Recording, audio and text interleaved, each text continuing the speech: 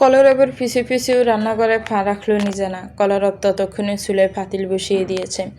আপন মনে গুনগুন করে গান গাইছে। নিজেনা কিছুটা অবাকই হলো। ছেলেটার গুমট মেজাজ তবে কেটে গেছে ভেবে সে মনে মনে স্বস্তি পেল। নিজানা ওর পাশে গিয়ে দাঁড়াতে কলরব পেঁয়াজ কাটতে কাটতে একবার আর চোখে তাকালো। তাচ্ছিল্য স্বরে বলে উঠল, দেখ, এ সামান্য কাজটুকু তুই পারিস না। নিজানা কোনো পাল্টা জবাব দিল না, বরং খুব মন দিয়ে ওর কাজ দেখতে লাগলো। তবে বেশিক্ষণ দাঁড়িয়ে থাকতে তার বিরক্তি ধরল। কলরব যেখানে কাটিং বোর্ড রেখে কাটাকাটি করছে তার পাশের স্ল্যাবটা বসার জন্য বেশ জুৎসই। নিজানা কয়েকবার লাফ দিয়ে সেখানে ওঠার চেষ্টা করলো, কিন্তু উচ্চতার কারণে পারল না। কলরব এবার বিরক্ত হয়ে ওর দিকে তাকালো। কোনো কথা না বলে এসে নিজানার কোমরে 2 হাত রেখে এক জটকায় উঁচু করে তাকে তাকের উপরে বসিয়ে দিল। নিষ্প্রহ গলায় বিড়বিড় করলো, জীবনটা তো আমার তেজপাতা, হাতে একটা জ্যান্ত ননির পুতুল ধরিয়ে দিয়েছে সবাই মিলে। নিজানা হতভম্ব হয়ে চেয়ে রইল, অথচ কলরবের মধ্যে কোনো ভাবান্তর নেই। সে যেন অতি স্বাভাবিক কোনো কাজ সেরে আবার নিজের কাজে ডুবে গেল। নিজানা ঠোঁটের কোনো মৃদু হাসি চেপে এক গালে বর দিয়ে ওকে দেখতে লাগলো। তবে নিজানার নজর এখন আর পেঁয়াজ কাটার দিকে নেই, তাই স্থির হয়েছে কলরবের উপর। তার 2 ব্লক স্টাইলে কাটা এলোমেলো অবাধ্য চুলগুলো কপালে লেপ্টে আছে, ডেকে দিয়েছে চোখের অর্ধাংশ। পরনের কালো টি শার্টের বিপরীতে ওর শরীরের দৃশ্যমান পর্সা অংশগুলো যেন চকচক করছে। নিজানা নিজের হাতের দিকে তাকিয়ে মনে মনে একটা তুলনা করার চেষ্টা করলো। দূর, কলরবই যেন বেশি ফর্সা। মনে মনে বেশ বিরক্ত হলো সে। একটা ছেলের গায়ের রং এত ফর্সা হওয়ার কি দরকার ছিল? শুধু কি রং? ছেলেটা দেখতেও সুদর্শন। হঠাৎ কলরব মাথা তুলে তাকাতেই নিজানা চট করে চোখ সরিয়ে নিল। কলরব তীক্ষ্ণ দৃষ্টিতে ওকে পরখ করে জিজ্ঞেস করলো, তখন কাঁদছিলি কেন? কোনো সমস্যা হয়েছে? কলেজে কেউ কিছু বলেছে? কেউ কিছু বললে আমাকে বলবি। কেন? তাকে ধরে মারবে? নিজানার এমন তীক্ষ্ণ প্রশ্নে কলরব ক্ষণিকের জন্য থমকে গেল। হাতে ছুরি থেমে গেল তার। নিজানা ও চোখের মনি দুটোর অস্থিরতা লক্ষ্য করলো। এই প্রশ্নটার উত্তর সে 1000বার নিজের মনে সাজিয়েছে, কিন্তু কোনো জুৎসই সমাধান পায়নি। নিছক ফুফাতো বোন হওয়ার খাতিরে কি কেউ ধরে ধরে প্রপোজ করার সব ছেলেকে মারতে পারে? নিজানার অদলবেদী দৃষ্টির মুখে কলরব গলাটা জেড়ে নিয়ে গম্ভীর স্বরে বলল, তোর কি আমাকে গুন্ডা মাস্তান বলে মনে হয়? নিখিল তুমি মেরেছিলে, মারনি? কলরব এবার সত্যিই অবাক হলো। মেয়েটা জানলো কি করে? তার মনে সংশয় জাগলো। আর কি কি খবর জানি? কিছুটা আমতা আমতা করে বলল, হ্যাঁ মেরেছি তো। কেন? ওই নগেনকে তোর খুব পছন্দ হয়েছিল নাকি রে? প্রেম নিবেদন করায় খুশি হয়েছিস? নিজেরা হুট করে খিলখিল করে হেসে উঠল। কলরব হাতের কাজ ফেলে বিস্ময়ে সামনের রমণীর পানে চেয়ে রইল। নিজানোর চশমাটা মাথার উপর তুলে রেখেছে। চশমা পরা আর চশমা ছাড়া নিজানোর মধ্যে আকাশ পাতাল তফাৎ। কলরবের মনে পড়ল না শেষ কবে ও মেয়েটাকে এভাবে প্রাণ খুলে হাসতে দেখেছে। কখনো খুব করে দেখার প্রয়োজনও বোধ হয় করেনি, কিন্তু আজ দেখল নিজানার হাসি অদ্ভুত রকম সুন্দর। ওর সৌন্দর্য যেন প্রেমের চশমাটা আড়াল করে রাখে। কলরব ব্রু কুচকে তাকিয়ে থাকতে দেখে নিজানা হাসি থামিয়ে প্রশ্ন করল, তুমি আমার উপর নজর কেন রাখতে? কলরব তড়িৎ গতিতে এক হাত বাড়িয়ে নিজানার মাথার উপর থেকে চশমাটা নামিয়ে ওর চোখের উপর বসিয়ে দিল। দৃষ্টি সরিয়ে আবার কাজে মন দিয়ে বাবলিহীন কণ্ঠে বলতো, এসব ফালতু গাল গল্প তোকে কে বলেছে? আমার কি মনে হয় আর কোনো কাজ নেই, এসব ফাউল কাজ করে বেড়াবো? নিজানা ঠিক বুঝলো না কলরব হঠাৎ করে চশমাটাও চোখে নামিয়ে দিল কেন। তবুও নাকের ডগায় ঝুলে থাকা চশমাটা ঠিক করে চোখে বসিয়ে দিয়ে বলল, তা তোমার কাজটা কি? তুমি তো কিছু করো বলে জানি না। কলরব নিরেট গলায় বলল, আমার সিগারেট খাওয়ার টাকা জোগাড় করি। ওটা কি তোর বাপ দেয়? তুমি শুধু সিগারেট খাও নাকি আরও অন্য কিছুও খাও? আরও অনেক কিছু খাই। তোর কোনো সমস্যা? আমি কিন্তু মামুকে বলে দেব। কলরব পাত্তাই দিল না, উল্টো তেতে উঠে বলল, তোর গায়ে কেন লাগছে শুনি? তোর বাপের টাকায় তো আর খাচ্ছি না। আর খবরদার আব্বুকে এসব বলবি না। আমার এত টাকা নেই যে বাড়ি থেকে বের করে দিলে বাইরে গিয়ে আয়েশ করতে পারবো। নির্ঘাত রাস্তায় থাকতে হবে। নিজানা বেশ বিরক্ত হলো। ব্রু কুচকে বলল, তোমার সমস্যাটা কি? সবসময় আমার আব্বুকে মাঝখানে টেনে আনো কেন?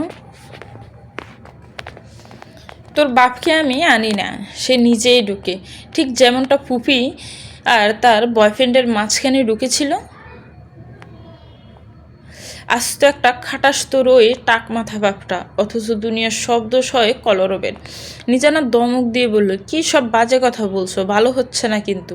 খারাপ আর কি করবি, মিথ্যে বলেছি নাকি? শোন, পুফি বাড়িতে তাকে পড়াতে আসা এক মাস্টারের প্রেমে পড়েছিল, কিন্তু তাদের অর্থনৈতিক অবস্থা খারাপ ছিল বলে আমার বেশি বোঝা বাপের সেটা পছন্দ হয়নি।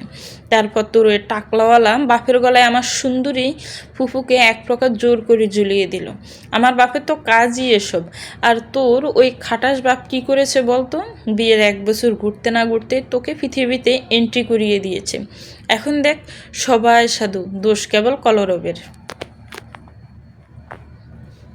নিজানা বাকরুদ্ধ হয়ে পড়ল, ওর মাথাটা বনবন করছে। এই ছেলেটা এতটা অকপটে এমন স্পর্শকাতর কথাগুলো বলে দিল। নিজেরই কান লাল হয়ে যাচ্ছে লজ্জায়, অথচ কলরবের মাঝে কোনো ভাবান্তর নেই। নিজানার দাঁতে দাঁত চেপে বলল, আমার আব্বু আর যাই হোক, তোমার মতো অন্তত নির্লজ্জ আর অসভ্য নন। তোমার কি লজ্জা শরম বলতে কিছু অবশিষ্ট আছে? তো তুই পৃথিবীতে আসলি কি করে? বড় চিন্তার ব্যাপার তো। কলরব এমনভাবে কপালে বাজ ফেলে কথাটি বলল যেন সে আসলেই কোনো গূঢ় রহস্য সমাধানে মহা চিন্তায় মগ্ন। নিজানার ফিত্তি জ্বলে গেল। ওর ইচ্ছে করছিল হাতের কাছে যা পায় সব কলরবের মুখে ছুঁড়ে মারে। নিজানাকে রাগে ফুঁসতে দেখে কলরব বেশ মজা পেল। তার ঠোঁটের কোণে ঝুলে রইল এক সিলতে দুষ্টুমি ভরা হাসি। নিজানা তর্জনী উঁচিয়ে শাসিয়ে বলল, আর একটা বাজে কথা বললে খুব খারাপ হবে বলে দিচ্ছি। কলরব কোনো উত্তর না দিয়ে শুধু মৃদু মাথা নেড়ে হাসলো। ওর নুডলস রান্না শেষ। ধোয়া ওঠা নুডলসের বাটি বেড়ে সে ডাইনিং টেবিলের উপর রাখলো। নিজানা পিছু পিছু গিয়ে চেয়ার টেনে বসলো। সামুর সাথে নিয়ে খাওয়ার প্রস্তুতি নিতে নিতে নিজানা জিজ্ঞেস করলো, তুমি খাবে না?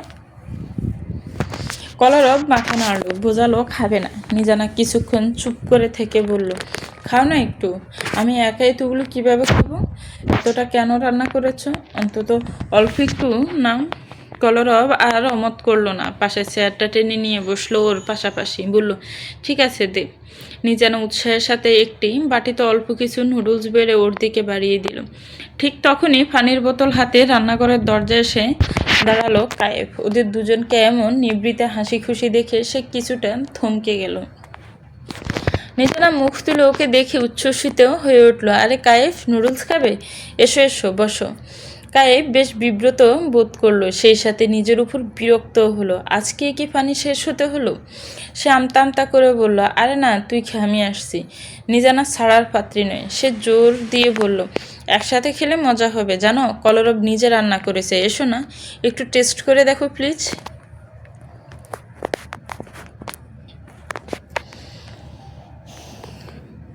কায়েফ মহাবিফাকে পড়ল। সে খেয়াল করলো কলরব একদৃষ্টে ওর দিকেই তাকিয়ে আছে। দুজনের চোখাচোখি হতেই কায়েফ দ্রুত দৃষ্টি সরিয়ে নিলাম। কিছু একটা বলে পাশ কাটানোর চেষ্টা করতে কলরব হেসে বলল, আয় না ভাই, একসাথে খেলে সত্যিই অনেক মজা হবে। কায়েফ আর না করতে পারলো না। সে মৃদু মাথা নেড়ে চেয়ার টেনে ওদের সামনে বসলো। নিজানা বসা থেকে চট করে উঠে পড়ল।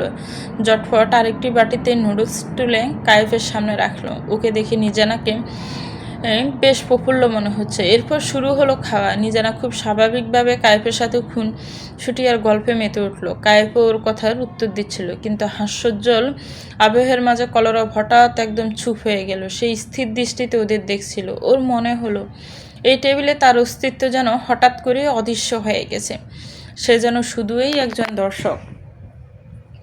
সারাটা সকাল গড়িয়ে দুপুর নামলো, কিন্তু দিব্য তালুকদারের কোনো হদিস পাওয়া গেল না। নবনী মনে মনে বেশ অবাকই হচ্ছে। মানুষটা যেমন অহংকারী তেমনি জেদি, আবার ইগোতে ছোট লাগলো কিনা কে জানে। নবনী নিজেকে বারবার বোঝাচ্ছিল, ইগোতে লাগলে আর কিছু করার নেই, যা খুশি করুক ওই লোক। অথচ মনের এক কোণে দিব্যর জন্য উদ্বেগ দানা বাঁধছে। অফিসে যাওয়ার পথে কোনো বিপদ হলো না তো? সারাটা সময় এক তীব্র অস্থিরতা নবনীকে তাড়িয়ে বেড়ালো দিয়ে গোসল সেরে একছোটে ঘুমিয়ে দিয়েছিল। ঘুম থেকে উঠে এখন সে উঠোনে অনিতা আর অনিকের সাথে খেলায় মত্ত। নবনী বারান্দায় দাঁড়িয়ে ওকে ডাকলো, দিয়া শোনা, খাবে এসো। দিয়ে ধীর পায়ে এগিয়ে এসে নবনীর সামনে দাঁড়ালো। ছোট্ট 2 হাতে কোমরে রেখে গাল ফুলিয়ে জিজ্ঞেস করলো, মাম্মা, পাপা এখনো আসছে না কেন? নবনীর সহসা কোনো উত্তর খুঁজে পেল না। একটু সামলে নিয়ে বলল, আমরা না পাপ্পার সাথে হাঁড়ি করে এসেছি, তাহলে তুমি পাপ্পার কথা কেন বলছো? মামা কিন্তু স্যাড হয়ে যাবে। দিয়ে দুপাশে মাথা নেড়ে অসম্মতি জানালো, মুখ ছোট করে বলল, আমার মামার সাথে খেলতে ভালো লাগছে না। মাম্মা, আমরা ইহান আর ইভানের সাথে তো কাট্টি করিনি, ওদের ডেকে নিই না, আমরা একসাথে খেললে অনেক মজা হবে। ঠিক আছে, আমরা আগে খেয়ে নিই, তারপর ওদের ডাকবো। দিয়ে মাথা নাড়ল ঠিকই, কিন্তু তার নতুন আবদার সে ঘরে বসে খাবে না, বাইরে খেলতে খেলতে খাবে। নবনী অগত্যা থালা হাতে ওর পিছু পিছু ঘুরে ঘুরে খাওয়াতে লাগলো। আজ শুক্রবার হয়, অনিকা আর অনিতার স্কুল ছুটি, তাই দিয়ে ওদের সাথে কানামাছি খেলায় মেতেছে উঠেছে। এমন সময় পাশের বাড়ির কুলসুম এলেন। দুই ছেলেই বিদেশে থাকে। তার স্বামী গত হয়েছেন কয়েক বছর 6 আগে। সেই থেকে বিশাল বাড়িতে তিনি একা, যদিও বাড়িটা সবটাই প্রায় ভাড়া দেওয়া। পাড়া প্রতিবেশীদের সাথে মেলামেশায় তার সময়টা কেটে যায়। এ বাড়িতে তার অবধারিত যাতায়াত। বারান্দায় বসে বাচ্চাদের খেলা দেখতে দেখতে তিনি হঠাৎ বলে উঠলেন, তা নবনী জামাই আসেনি? নবনী অপুস্থিত হাসি দিয়ে বলল, উনি কাজে একটু ব্যস্ত তো, তাই পরে আসবেন। কুলসিম মাথা নেড়ে সায় দিলেন। দিয়ের দিকে তাকিয়ে বললেন, দিয়ে কিন্তু দেখতে অবিকল অবনীর মতো হয়েছে। মাশাআল্লাহ, একদম ফুতুল একটা।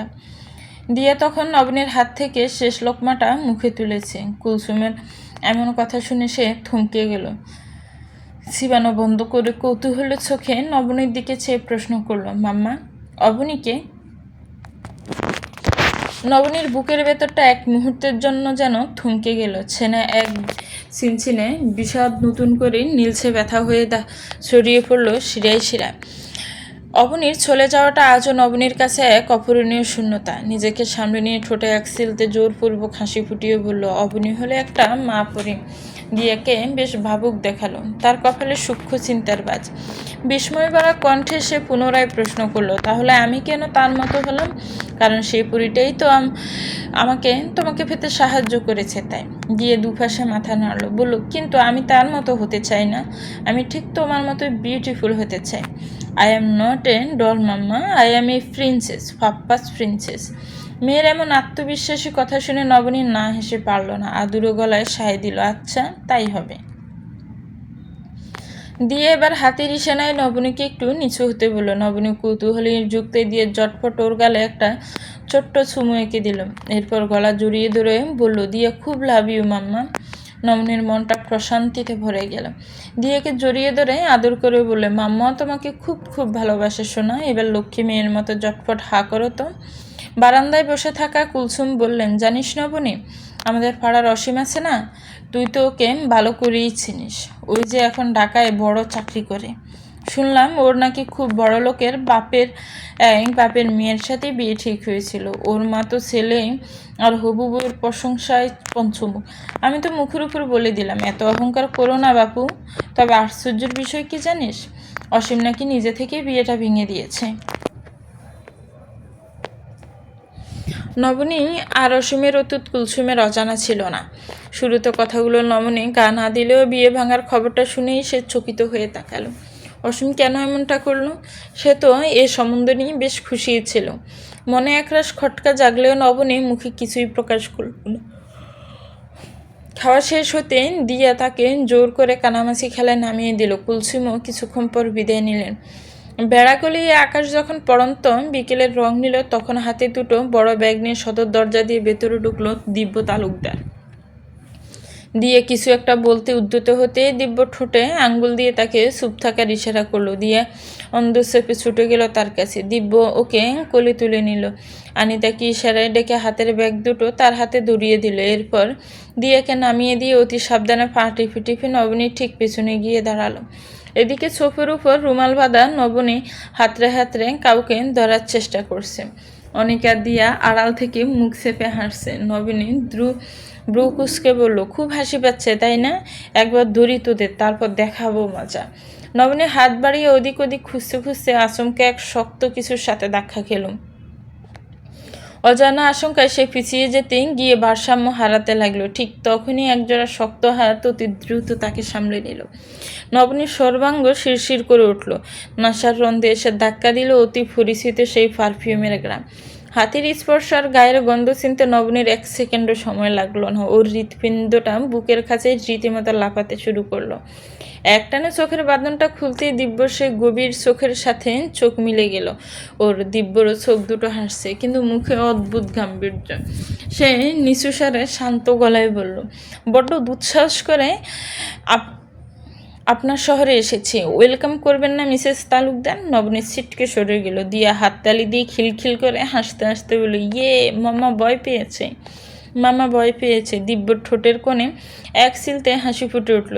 দিয়াকে কোলে তুলে নিয়ে তার নরম গালে নিজের নাক ঘষে আদুরে গলায় বলল, তোমার মাম্মা না 1 নাম্বারের ভীতু, শুধু পালাতে জানে, কিন্তু সামনাসামনি মোকাবেলা করার সাহস ওর নেই। বাবাকে কাছে পেয়ে দিয়ে যেন মরুভূমিতে এক পশলায় বৃষ্টি পেল। এতক্ষণ সবার সাথে খেলাধুলায় মেতে থাকলেও মনের গহীনে যেই একটা বিষাদের ছায়া ছিল, তা নিমিষেই উদাও হয়ে গেল। সে দিব্যর গলা জড়িয়ে ধরে আদো আদো সরে বলল, তোমাকে খুব মিস করেছি পাপ্পা। তুমি জানো আমি আজ কী করেছি? দিব্য মেয়ের কপালে চুমু দিয়ে বলল, আমি তো চলে এসেছি মা, এখন তোমার সব গল্প শুনবো। পাপ্পাও তোমাকে অনেক বেশি মিস করেছে। পাশে দাঁড়িয়ে দৃশ্যটি দেখছিল নবনী। হঠাৎ তার চোখের কোণ ভিজে উঠল।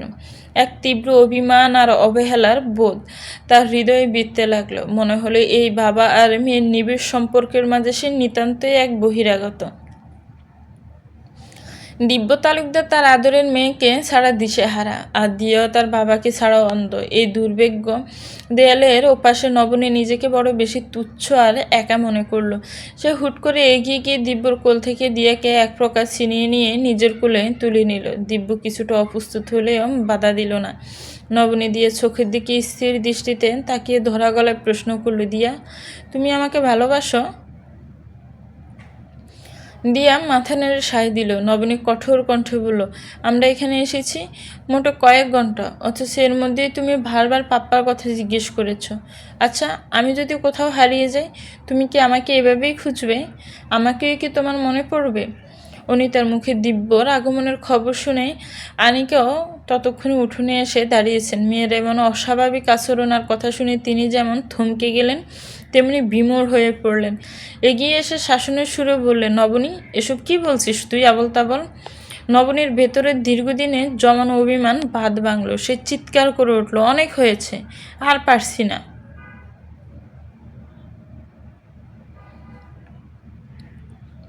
ও ওনাকে ছাড়া থাকতে পারে না, আর উনি ওকে ছাড়া বাঁচে না। তাহলে আমার ত্যাগের, আমার ভালোবাসার মূল্য কোথায়?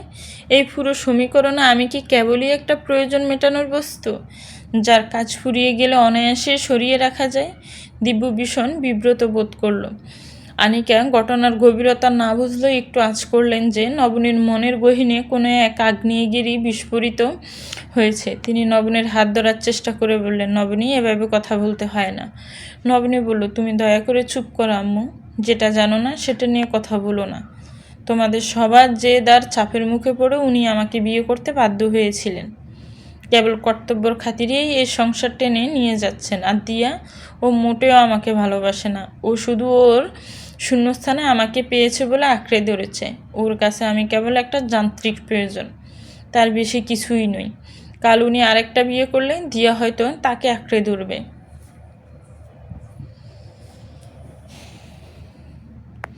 দিব্য স্তব্ধ হয়ে দাঁড়িয়ে রইল। সে কোনো মতে বলল, নবনীও একটা ছোট্ট বাচ্চা, ওর সাথে কেন এসব জটিলতা নিয়ে কথা বলছো?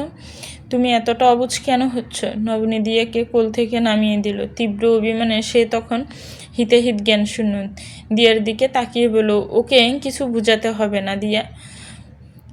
দিয়া, তুমি তো পাপ্পার জন্য কাঁদছিলে। এই যে তোমার প্রিয় পাপ্পা চলে এসেছে, এখন ওনার সাথেই তুমি বাড়িতে ফিরে যাও। মাম্মা তোমার কাছে ফিরবে না। তুমি মাম্মাকে আজ ভীষণ কষ্টে দিয়েছ। দিয়া, ভীষণ। আনিকা নিজের মেয়ের এমন রূপ দেখে বাকরুদ্ধ হয়ে পড়লেন। দিয়ে ফেল করে নবনীর দিকে তাকিয়েছিল। মায়ের এমন ব্যবহার সে আগে কখনো দেখেনি। পরক্ষণেই তার ছোট্ট বুকটা কান্নায় ফুলে উঠল। ফুপিয়ে ফুপিয়ে কাঁদতে কাঁদতে সে বলল, মাম্মা, তুমি কি দিয়ের উপর রাগ করেছ? দিয়েকে আদর করবে না? দিয়ে তো কোনো দুষ্টুমি করেনি মাম্মা। নবনী সে করুণ আকুতির কোনো প্রত্যুত্তর না করেই হন করে সদর দরজা ফেরিয়ে রাস্তার দিকে চলে গেল। দিব্য মূর্তির মতো দাঁড়িয়ে রইল সেই নিস্তব্ধ উঠোনে। নবনীকে ওভাবে বেরিয়ে যেতে দেখে দিয়ে আতঙ্কে চিৎকার করে কেঁদে উঠল। আনিকা পিছু ডাকলেন, নবনী নবনী ফিরে আয়। এটা কোন ধরনের ব্যবহার? কিন্তু নবনী ততক্ষণই মিলিয়ে গেছে, কারো কথা কানে নিল না, বা শুনলো কি না কে জানে। সোফায় বসে ইহান আর ইবানের সাথে কার্টুন দেখছে কলরব। কুহু পাশে বসে মন দিয়ে খাতায় কিছু লিখছে। ড্রয়িং রুমে আপাতত আর কেউ নেই। মনিতার পাঠানো নাস্তাগুলো ওদের সামনে এনে রাখলো মিলু। মনে মনে সে কলরবের উপর বেশ বিরক্ত। এত বড় দামড়া একটা ছেলে হয়ে ছোট বাচ্চাদের মতো কার্টুন দেখবে কেন? এটা তার মাথায় ঢোকে না। আজ শুক্রবার বলে ইহান ইবানের পড়া নেই, তাই ওরা টিভি দেখছে। ওদের পছন্দের দিন এটা, কিন্তু মিলুর কাছে দিনটা একদম অপছন্দের, কারণ এই কার্টুনের চক্করে তার নিজের সিরিয়াল দেখা মিস হয়ে যায়। বিরক্তি চেপে রাখতে না পেরে মিলি বলেই ফেললো, ছোটো ভাইজান, আপনার না বিয়ে হয়েছে, এখনও কার্টুন দেখেন? এটা কেমন কথা? কলরব কিছু বলার সুযোগ পাওয়ার আগে সেখানে নিজানা আর মনিতা ঢুকলো। সোফায় এসে শরীরটা এলিয়ে দিল নিজানা। কলরব টিভির দিকে থেকে চোখ না সরিয়ে পাল্টা প্রশ্ন করলো, কার্টুনের সাথে বিয়ের কি সম্পর্ক? মিলু নিজানার পাশে বসে বলল, সম্পর্ক নেই বলেন কি? এই যে আপনার বউ পাশে এসে বসেছে, নতুন বউকে পাশে বসে কি এখন আপনার কার্টুন দেখা উচিত? তাহলে কি দেখা উচিত? সিরিয়াল? ওই যে দুমতানা নানা? না, নিজের মনের ভেতরে কথাটা এভাবে ফাঁস হয়ে যাওয়ায় মিলুর মুখটা সাথে সাথে বার হয়ে গেল। কলরব মিটিমিটি হাসছে। প্লেট থেকে একটা পাকোড়া তুলে নিয়ে আয়েশ করে কামড় দিল সে। মনিত মিলুর দশা দেখে হাসছে, কিন্তু হঠাৎ নিজানার গলার দিকে তাকাতেই মিলু আতঙ্কে আর্তনাদ করে উঠল, হায় হায় ছোট ভাবি, আপনার গলায় এটা কি হয়েছে? নিজানা চমকে উঠল। মুহূর্তের মধ্যে ঘরে উপস্থিত সবার কৌতূহলী নজর স্থির হলো নিজানার গলার উপর। একমাত্র ব্যতিক্রম কলরব। সে আগের মতোই নির্বিকের মুখে টিভির দিকে তাকিয়েছে। নিজানার মেজাজ এবার সপ্তমে চলল। তাকে নিয়ে ছেলেটার কোনো বুকক্ষেপ নেই দেখে সে দাঁতে দাঁত চেপে বলল, একটা বিষাক্ত পোকায় কামড় দিয়েছিল রাতে। কথাটা কানে পৌঁছানো মাত্রই কলরব যেন খানিকটা থতমত খেয়ে গেল। তার চোখের কোণে বিস্ময়। বড় বড় চোখে সে নিজানার দিকে তাকালো। সেই দৃষ্টিতে এক অদ্ভুত অপ্রস্তুত ভাব। পাশ থেকে মনিতা ঠোঁট টিপে হাসছে। তার হাসিতে লুকিয়ে দুষ্টুমি। আলতো করে ফোড়ন কাটল। ফোকাটা বেশ বড় সড়ো, তাই না? নিজানা মুহূর্তে লজ্জায় কুকড়ে গেল, আড়ষ্টতায় নুইয়ে পড়ল। চিবুক চুল বুকের কাছে ওড়নায়, কিন্তু কুহুর সেদিকে খেয়াল নেই। সে কৌতূহলী চোখে তাকিয়ে বেশ চিন্তিত গলায় বলল, বিষাক্ত পোকা? ওষুধ লাগিয়েছি ছিলিস? পরে যদি খারাপ কিছু হয়ে যায়? কলরব নির্লিপ্ত কণ্ঠে বলে উঠল, ও নিজেই তো একটা আস্ত গিরগিটি, তার চেয়ে বেশি বিষাক্ত আর কি হতে পারে? ভাবিস না বিষে বিষে বিষক্ষয় হয়ে গেছে। নিজানা প্রচণ্ড রাগ হলো। প্রত্যুত্তরে বলল, আমাকে গিরগিটি বলছো? আমি গিরগিটি? কলরব ছাড়ার পাত্র নয়, পাল্টা বলল, তুই আমাকে পোকা বললি কেন? আমি পোকা? মুহূর্তের উত্তেজনায় বলে ফেলা কথাগুলো বাতাসে মিলিয়ে যেতেই দুজনেই হঠাৎ স্তব্ধ হয়ে গেল। নিজেদের বর্তমান অবস্থা, থানার চারপাশের উৎসুক মুখগুলো দেখে দুজনেই যেন পাথরের মূর্তিতে পরিণত হলো। নিজানার মনে হচ্ছে পায়ের তলার মাটিটা যদি এখন দুভাগ হতো, তবে সে মাথা নিচু করে ঢুকে যেত সেই গহ্বরে। মনিতা খিলখিল করে হেসে উঠল। কুহু আকাশ থেকে যেন পড়ে বলল, ও তোমাকে কখন পোকা বলল? সব কথা নিজের গায়ে টেনে নিয়ে মানুষকে অকারণে কথা শোনানো তোমার পুরনো অভ্যাস। কলরব ধমক দিয়ে বলল, তোকে এত মাতব্বরি করতে কে বলেছে?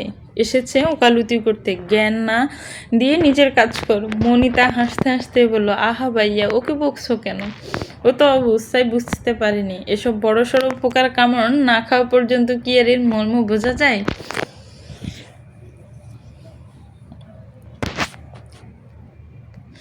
মনিতার কথা শুনে কলরব বিব্রত বোধ করলো। নিজানা ততক্ষণও ওড়না টেনে নিজেকে আড়াল করার আপ্রাণ চেষ্টা চালাচ্ছে। মিলু কৌতূহল সামলাতে না পেরে আবার এগিয়ে এলো। নিজানার গলায় সেই দাগটা আর দেখতে না পেয়ে কৌতূহলী গলায় প্রশ্ন করলো, আচ্ছা আপা, ওটা কি আসলেই পোকার কামড়? নিজানার মনে হলে এবার তার কান্না চলে আসবে। কি এক বিড়ম্বনাময় পরিস্থিতি! কলরব আর দেরি করলো না। বসা থেকে জটফট উঠে দাঁড়িয়ে গম্ভীর গলায় বলল, তুমি কি কোনো দাগ গবেষক? এত বিচলিত হওয়ার কি আছে? ওটা আসলে কলরব স্পেশাল ট্যাটু। নাও, সিক্রেট বলে দিলাম, এবার শান্তিতে গিয়ে ঘুমাও, যাও। বলেই কলরব হন হন করে ঘর থেকে বেরিয়ে গেলেন। যেন অসহায় চোখে ওর চলে যাওয়া দেখলো। অদ্ভুত এক মানুষ, ভুলভাল কথা বলে তাকে আগুনের মুখে ঠেলে দিয়ে নিজে কেমন সুন্দর রাজার মতো প্রস্থান করলো। আকাশ ভেঙে পড়া বৃষ্টির তোরে সরাসর আজ যেন বিষাদে ডুবেছে। ধরণীর জোরে নিকষ কালো আধারের রাজত্ব, মাঝে মাঝে মেঘের বুক ছেড়ে বিদ্যুতের তীব্র হিরণ্ময় দুটি ছাবুকের মতো আশ্রে পড়ছে মরতে। সেই ক্ষণিকের আলোয় চারপাশটা শ্বেত শুভ্র হয়ে জেগে উঠেই আবার অতল অন্ধকারে তলিয়ে যাচ্ছে। বাতাসের শস্য শব্দ আর টিনের চালে বৃষ্টির উন্মাত্তনা সব মিলিয়ে প্রকৃতি আজ উত্তল নবনী যখন বাড়ির উঠোনে পা রাখলো তখন সে আগাগোড়া ভিজে একাকার। তার পরনের শাড়িটা শরীর সাথে লেপ্টে আছে, চুল থেকে গড়িয়ে পড়া জলের দ্বারা চোখের জলের সাথে মিশে একাকার হয়ে গেছে। অনিক তাকে কুলসুমের বাড়িতে পেয়েছিল তখন। নবনীর জেদ ছিল দিব্য না যাওয়া অবধি সে ফিরবে না, কিন্তু অনেক যখন জানালো দিব্য চলে গেছে তখন বাঁধ ভাঙা কান্নায় ভেঙে পড়ল সে। ভেতরের অপরাধবোধ তাকে কুড়ে খাচ্ছিল আগে থেকে। দিয়ার সাথে করা সেই রুট ব্যবহার, সেই তিক্ত কথাগুলো এখন তীরের মতো নিজের বুকেই বিঁধছে। অভিমানের যন্ত্রণার একটা শূন্যতায় নবনী এক জীবন্ত প্রতিমূর্তি। কাঁদতে কাঁদতে মাথা ধরেছে তার। আশা করেছিল দিব্য বোধহয় তাকে ফেরাতে যাবে, কিন্তু তার ভাবে মনটা ভেঙেছে। দিব্য তাকে কীভাবে ছেড়ে দিল। পাথর বাড়িয়ে ফা দুটো টেনে টেনে নবনী বারান্দার দিকে এগোচ্ছিল, মাথা নিচে, চোখের দৃষ্টি ঝাপসা। পৃথিবীর সবটুকু আলো যেন নিভে গেছে তার জীবন থেকে। কিন্তু বারান্দায় বাঘটা ঘুরতে এসে থমকে দাঁড়ালো। হৃদস্পন্দন যেন এক মুহূর্তের জন্য থমকে গেল তার। ঠিক ঘরের ঢোকার মুখটি দিয়ে কেউ একজন বসে আছে। ঝাপসা চোখে নবনীর চিনতে ভুল হলো না, সেই অপয় দিব্য। চলবে তো ভিউয়ার্স, গল্পটার এই পর্ব কেমন লেগেছে একটি কমেন্টস করে জানাবেন। গল্পটা ভালো লাগলে একটি লাইক করবেন, গল্পটাকে শেয়ার করবেন, আমার চ্যানেলের সাথেই থাকবেন। ভালো থাকবেন, সুস্থ থাকবেন। আল্লাহ হাফেজ। আসসালামু আলাইকুম রহমতুল্লাহ।